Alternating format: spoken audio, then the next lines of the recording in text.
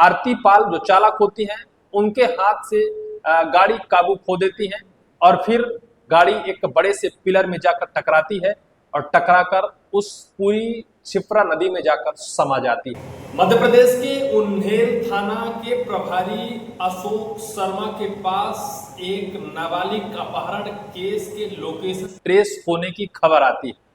उस केस पर तुरंत कार्यवाही करने के लिए अपने थाना के कुछ कर्मचारियों को उस रास्ते या फिर उस लोकेशन पर भेजना था, लेकिन अचानक से ऐसा क्या हो जाता है कि स्वयं टीआई महोदय उस केस की छानबीन के लिए जाते हैं। आखिर अचानक ऐसा क्या हो जाता है कि सरकारी गाड़ी थाने में खड़ी है, तब भी प्राइवेट कार से टीआई साहब उस पूरे केस के मसले में आधी रात को स्पीड से गाड़ी लेकर एक महिला चालक के साथ वहां के लिए तैयार तो होते हैं, बीच में अपने घर अपने परिजनों से भी मुलाकात करते हैं और कहते हैं कि अभी 5 मिनट का वक्त हमारा बीता है, मैं वापस आते वक्त फिर से मुलाकात करूंगा। बेटे से कहते हैं कि जब इसी रास्ते हम वापस आएंगे तो फिर से हम खड़े होकर बात करेंगे और लंच भी लेंगे। नीचे स्टाफ गाड़ी पर बैठा है, अभी हमें टाइम नहीं है।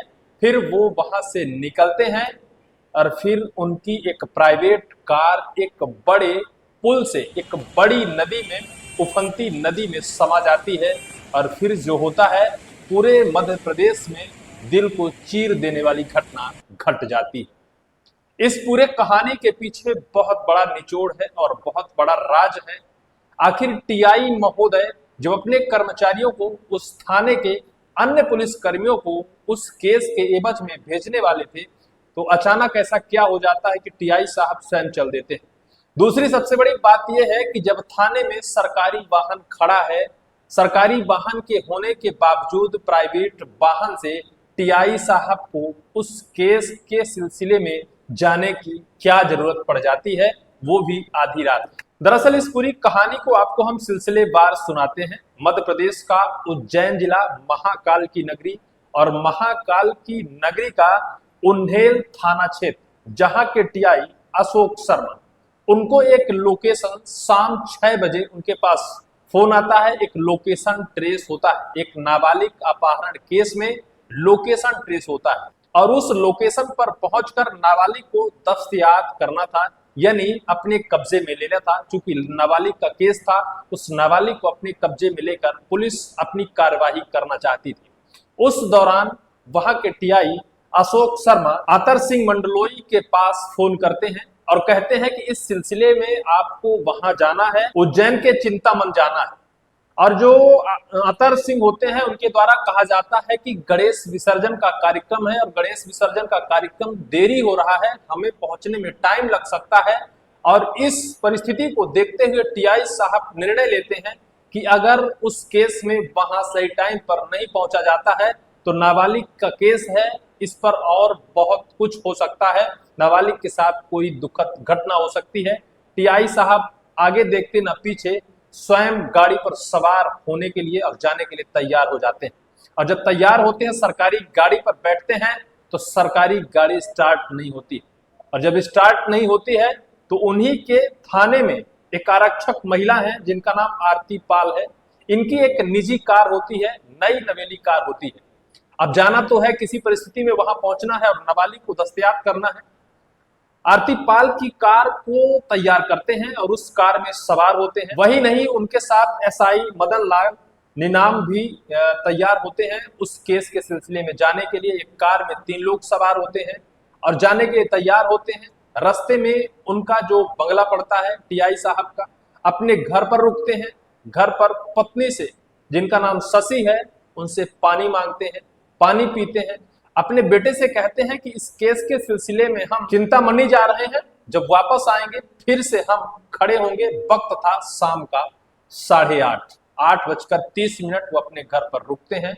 उसके बाद जो होता है, वापस आने की उम्मीद खत्म हो जाती है। वहां से जब चलते हैं, शिप्रा नदी पड़ती है। उस नदी में एक बड़ा सा पुल है।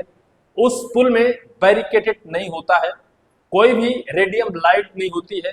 हालांकि पुल तो अच्छा खासा चौड़ा होता है, लेकिन जो गाड़ी होती है, आरती पाल जो चालक होती हैं, उनके हाथ से गाड़ी काबू खो देती है और फिर गाड़ी एक बड़े से पिलर में जाकर टकराती है और टकराकर उस पूरी शिप्रा नदी में जाकर समा जाती है। यह पूरी घटना सीसीटीवी में कैद हो जाती है। वहां के प्रत्यक्षदर्शियों के मुताबिक गाड़ी सीधा नदी में जा समा जाती है। पूरा मध्य प्रदेश इसको लेकर चिंतित हो जाता है। पूरे मध्य प्रदेश में शोक की लहर फैल जाती है।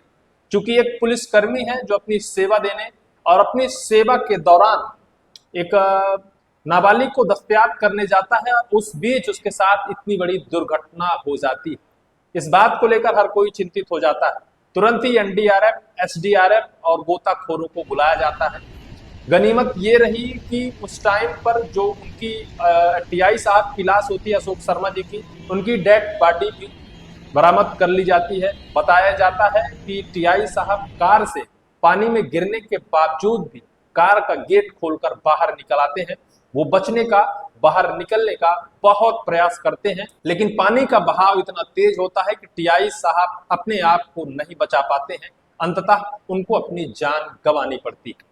लेकिन सबसे बड़ी दुखद बात यह है कि अभी तक कार का कोई रता पता नहीं चल पाया है और कार में बैठे दो अन्य पुलिसकर्मी, आरती पाल और एक मगन लाल जो एसआई साहब हैं, उनका कोई रता पता नहीं चल रहा है। दूर दूर तक पुलिस को ढूंढने के लिए एनडीआरएफ, एसडीआरएफ और गोताखोरों द्वारा लगभग 70 से 72 कर्मचारियों की टीम लगी है इस पूरे गुत्थी को सुलझाने के लिए। लेकिन अभी तक 2 पुलिसकर्मियों की डेड बॉडी सही सलामत या फिर मृतक अवस्था में बरामद नहीं हो सकी है। वहीं गाड़ी का बम्पर भी कुछ दूर यानी 3 से 4 किलोमीटर दूर गाड़ी का बम्पर मिला है। आप सोच सकते हैं कि एक टीआई साहब 8:30 पे अपने घर जाते हैं और घर में पत्नी से मिलते हैं, बच्चे से मिलते हैं और कहते हैं कि वापस आते वक्त फिर से मुलाकात होगी। लेकिन 8:53 में उनकी वो कार, प्राइवेट कार जिससे वो सवार होकर अपने ड्यूटी के सिलसिले में चिंतामणि जा रहे थे, लेकिन वहीं बैरिकेड्स ना होने की वजह से उनकी कार शिप्रा नदी में समा जाती है। दुर्भाग्यपूर्ण ये है कि वहां रेडियम लाइट भी नहीं लगाई गई थी रात के समय में बॉर्डर ताकि दिखे। लेकिन कहा जाता है कि जब यह घटना घटी, घटना के तुरंत बाद ही रेडियम लाइट वहां लगा दी जाती है। अगर वहां रेडियम लाइट लगी होती तो इन पुलिस अफसर की कार के साथ इतनी बड़ी घटना, दुर्घटना ना घटती। वहीं जो 3 पुलिसकर्मी अपनी सेवा के दौरान निस्वार्थ भाव से अपनी सेवा दे रहे थे, उनकी जान ऐसे ही उफनती नदी के गाल में ना समा जाती। इस पूरी घटना को लेकर सिर्फ 2 ही एंगल देखे जा रहे हैं। पहला एंगल ये है कि अगर प्राइवेट कार की वजह सरकारी कार होती तो हो सकता है यह घटना ना घटती। दूसरा एंगल ये है कि अगर टीआई साहब की जगह पर उनके एक पुलिस के दूसरे कर्मचारी और अधिकारी जाते तो हो सकता है ये घटना ना घटती।